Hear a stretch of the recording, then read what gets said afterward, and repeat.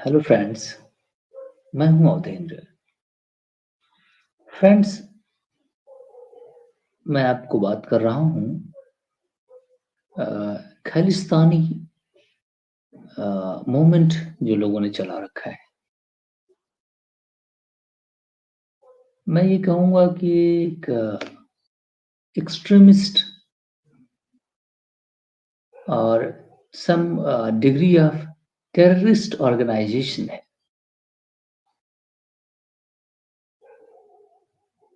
जो foreign countries में रह करके रहने वाले जो कुछ सिटीजन्स हैं वो उनके सिटीजन्स हैं जिनकी लेगेसी पंजाब रीजन से मिलती है।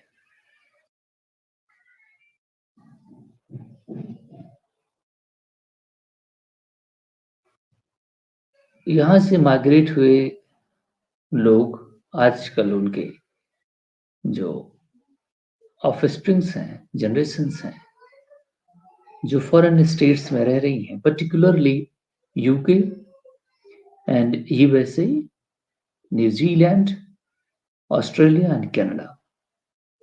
इस 5 स्टेट के अंदर जिनको हम फाइव आईज और इंटेलिजेंस शेयरिंग ग्रुपिंग है, ये फाइव आईज, ये वो कंट्रीज हैं।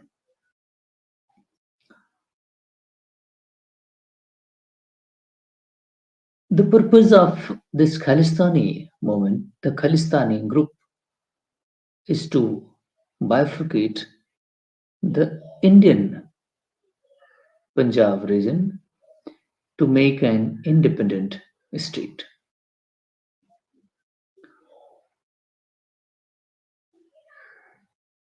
Punjab means the Punjab. Punjab, that means the only Sikh regions in which India, in a particular Indian region, Sikh is in majority.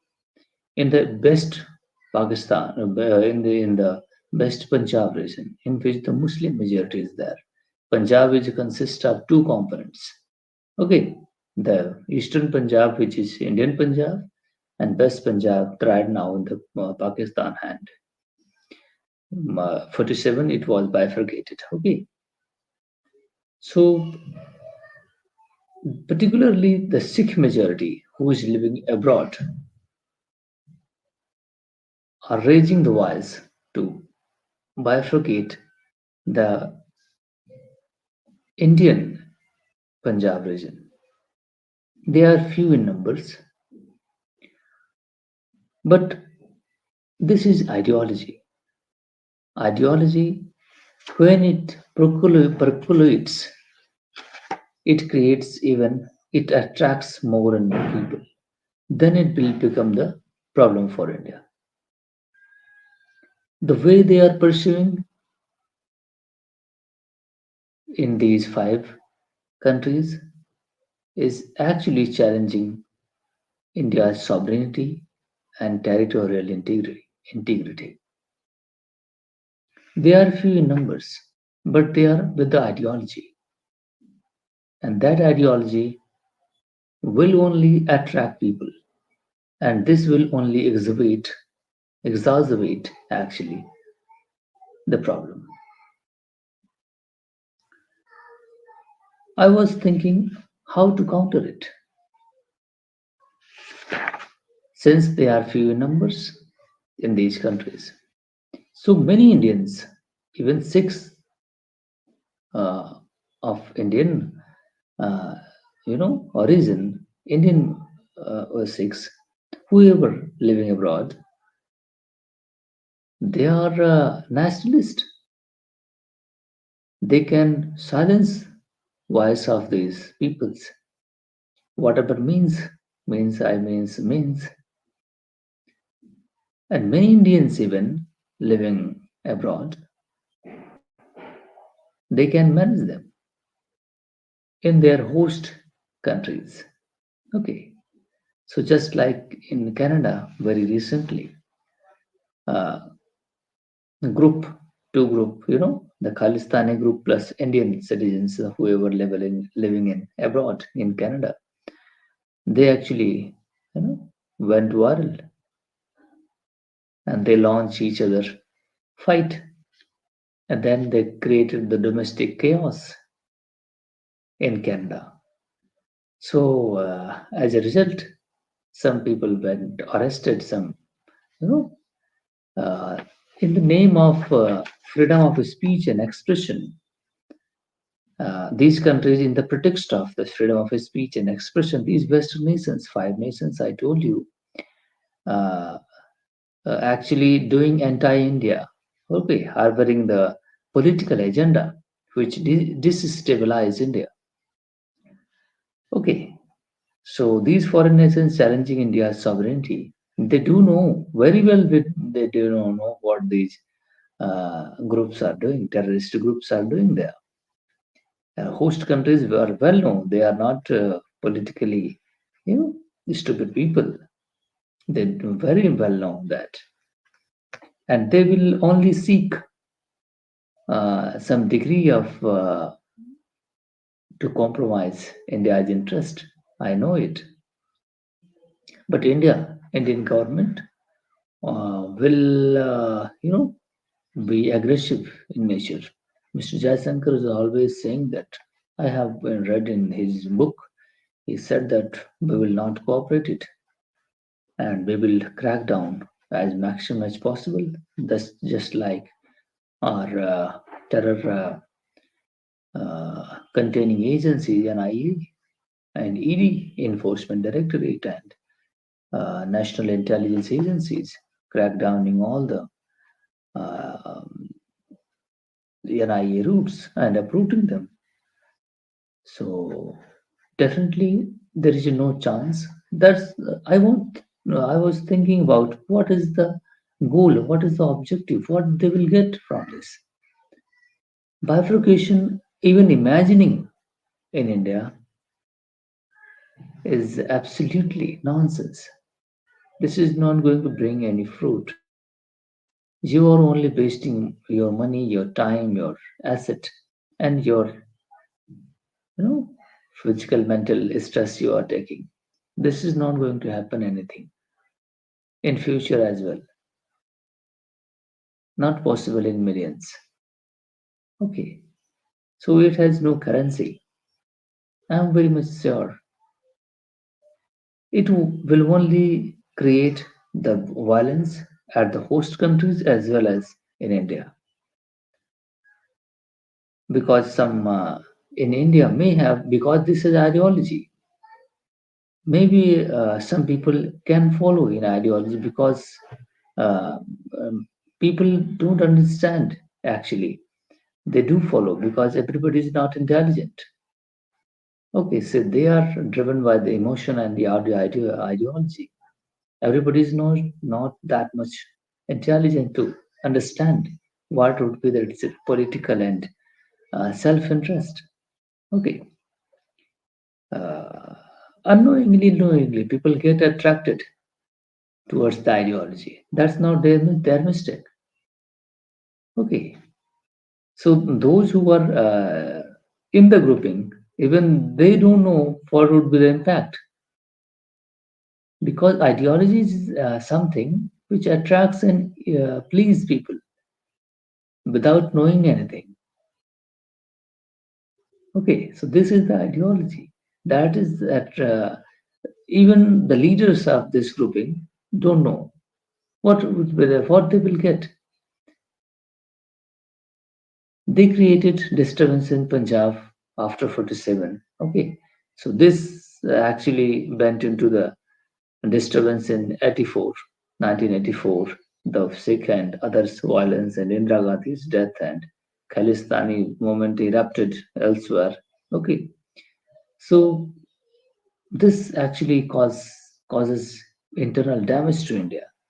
Indian economy, people suffered internal disturbance, bombs blast, many others mechanism, even wound as a repercussions. If Indian government, any organization does anything disturb in India, any part, the government will send his forces, and forces will go there and will crack down. Something wound will, uh, uh, would be in a history, somebody will suffer it. So this cycle of violence will start.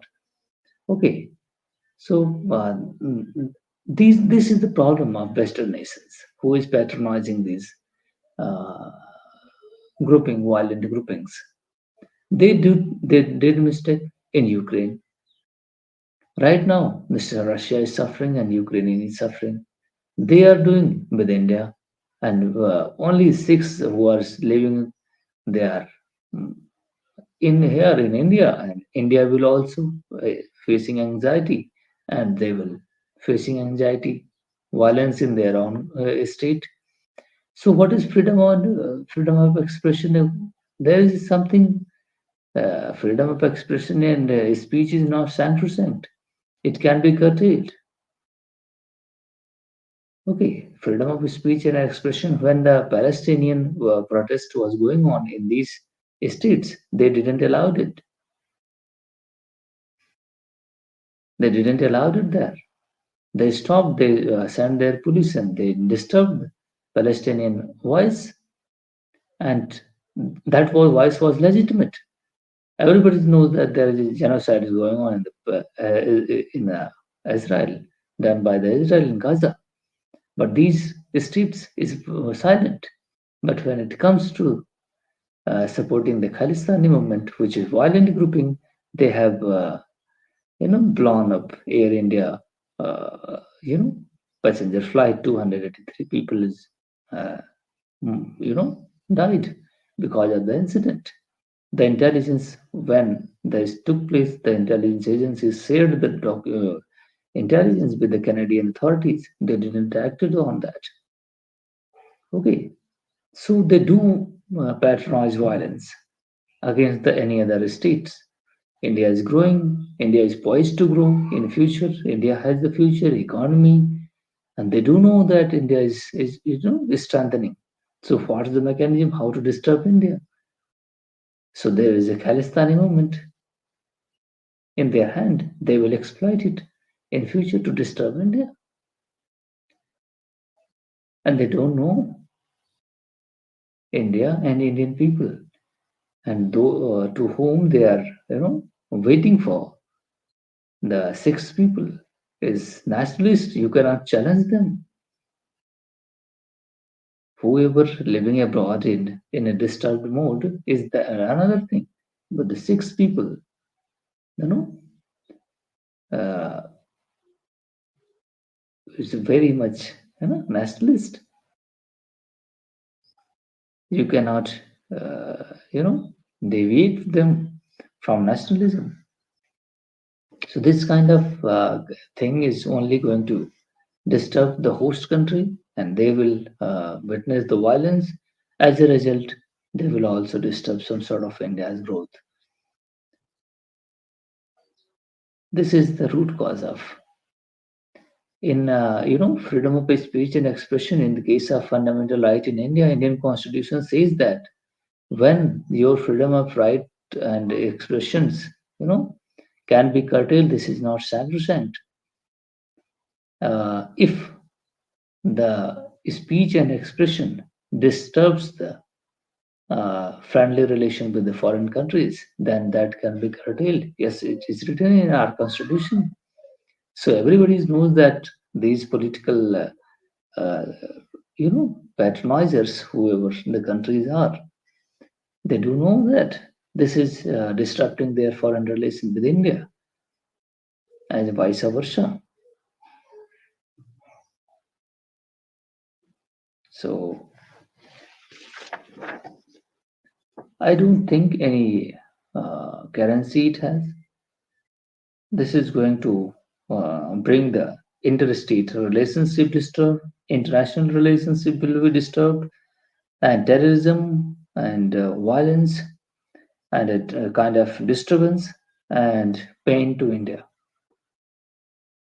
So these are the they do are doing their political advantage they want to get,